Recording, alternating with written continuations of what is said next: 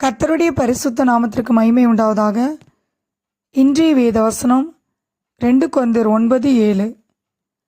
உற்சாகமாய் கொடுக்கிறவனிடத்தில் தேவன் பிரியமாயிருக்கிறார். அப்போஸ்தலர் 20:35 வாசிக்கிறோம். வாங்குகிறதை பார்க்கிலும் கொடுக்கிறதே பாக்கியம் என்று கர்த்தராகிய இயேசு சொன்ன வார்த்தைகளை நினைக்கவும் வேண்டும் என்று பவுல் சொல்லுகிறார். மனிதரால் வரும் புகழ்ச்சிக்காக நாம் கொடுக்கக்கூடாது.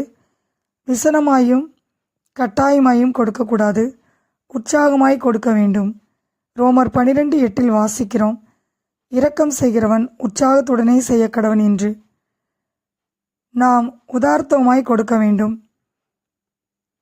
உற்சாகத்துடன் கொடுக்க வேண்டும். சங்கீதம் 112:9 வாசிக்கிறோம்.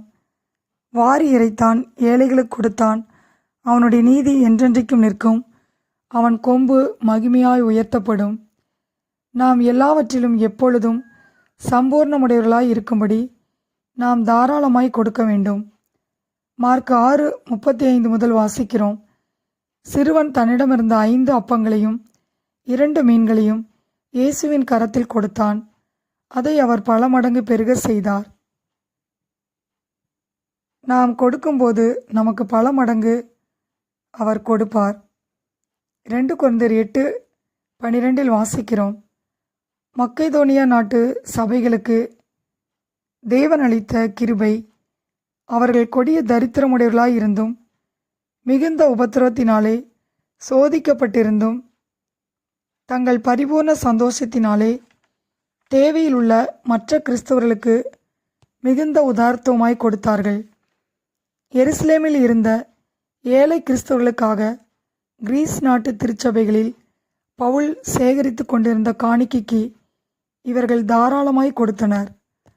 மக்கெதோனியா கிறிஸ்தவர்கள் தங்கள் பணத்தை மட்டுமல்ல, தங்களையே கர்த்தருக்கு ஒப்பு கொடுத்தனர்.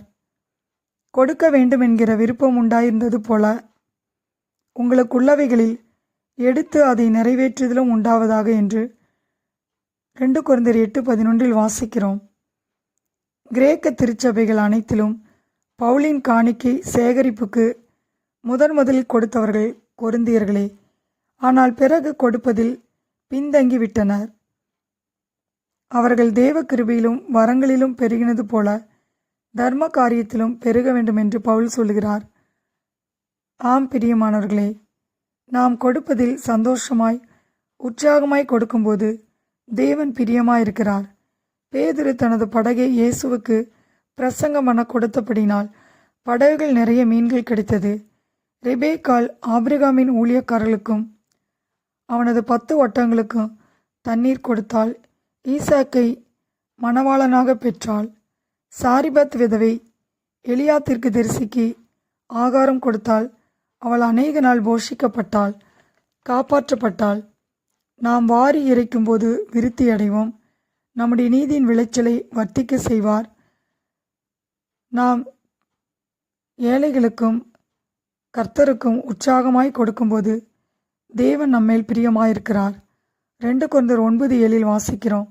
உற்சாகமாய் கொடுக்கிறவனிடத்தில் தேவன் பிரியமாயிருக்கிறார். கர்த்தர் தாமே இந்த வார்த்தையை ஆசீர்வதிப்பாராக. ஆமேன்.